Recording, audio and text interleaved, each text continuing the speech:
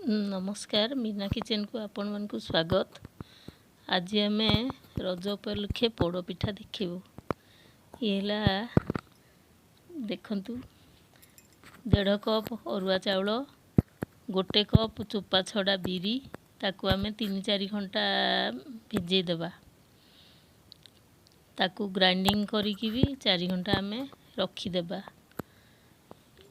पिठा तैयार लालकू ताकू आम सब मिक्स करिबा।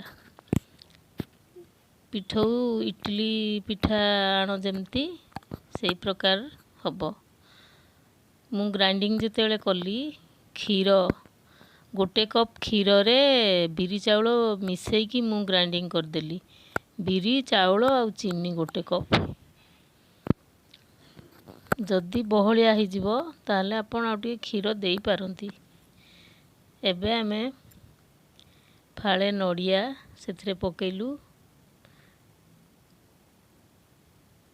कुरा नड़िया कुरी देछु ताकू एबे भल भाबे आमे मिक्स करबा। आ छोट छोट 2टा आलू मु सिझेकी रखीथिली ताकू मध्ये बैटर रे मु मिक्स करूची। ते नुआ प्रोसेस रे पिठाटा मु करूची। बहुत माने सॉफ्ट हबो। आपण माने मध्ये करिवे। देखंतु बैटर माने इडली पिठा आण परी बैटर को आमे करिवा। भल से मु ताकू मिक्स कर दूची। एबे मु किछि काजू छेचिकी पकाउची। एबे गुजराती छेचिकी पकेली। एबे गोलमरिच गुंड मु सामान्य पकाउची। भल से फेंटी दबा।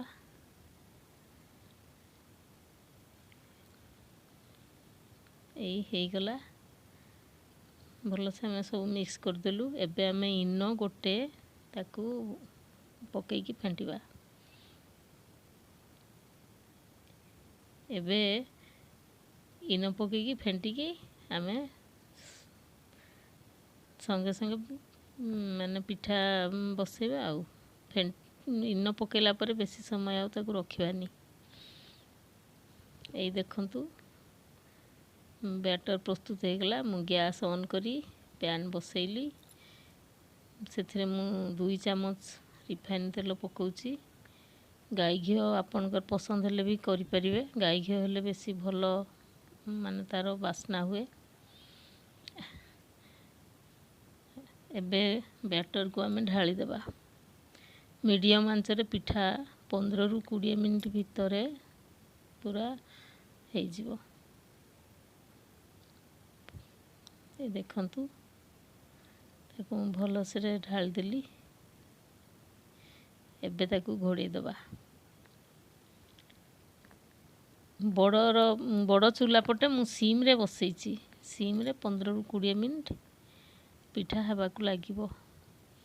बहुत शीघ्र हो जाउची। बेसी इंती डेरी नहीं।